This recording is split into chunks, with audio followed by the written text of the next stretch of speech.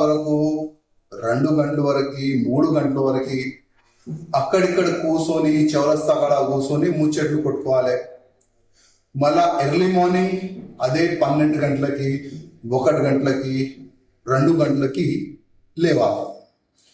Fitness zero. Hindu యువకులారా fitness zero. జై శ్రీరామ్. అయితే విన్నర్ కదా రాజా సింగ్ గారు ఏమంటున్నారు?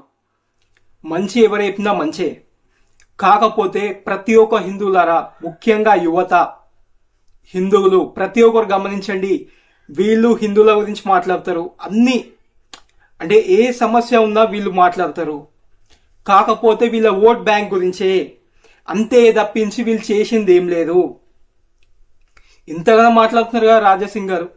లాక్డౌన్ లోపల నాకు యాద్ ఉంది, హిందువుల గురించి బాక్సింగ్ ట్రైనింగ్ ఇస్తున్నాను. ఏమైంది అది? ఆ నెక్స్ట్ డేనే ఏం మాట మాట్లాడినారో రేపు నేను ఆ వాయిస్ రికార్డింగ్ వినిపిస్తున్నాను. వీళ్ళు సూడో హిందూస్, ముఖ్యంగా హిందూ యువత ఇంకా హిందువులరా గమనించండి.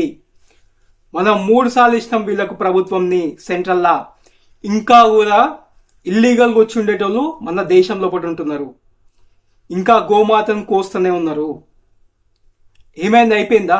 7 తారీఖు ముందు అయిపోయింది. గోమాత విషయం అందరు మర్చిపోయినారు. ఇంతేనా?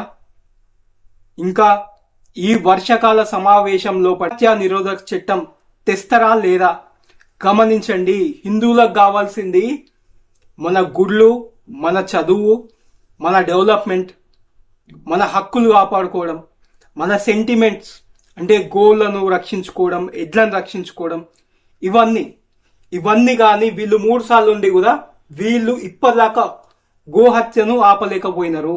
ప్రతి ఒక్కరు గమనించండి. వీళ్ళను సూడో హిందూస్ అంటారు. ఓట్లు హిందువుల నుంచి కావాలి, కానీ చట్టాలు మటుకు చేయడం లోపల చాలా లేట్. అడగంగా ఒక 2 చట్టాలు చేస్తారు పార్లమెంట్లో, తర్వాత 5 ఏళ్ళు అదే తిప్పుతూ ఉంటారు. మళ్ళీ ఎలక్షన్స్ ముందు ఏదో ఒక సెంటిమెంట్ లేపుతారు, ఓట్లు అడుగుతారు, గెలుస్తారు, మళ్ళీ 1-2 బిల్లు పాస్ చేస్తారు. గమనించండి హిందువులారా. జై శ్రీరామ్. భారత్ మాతాకి జై.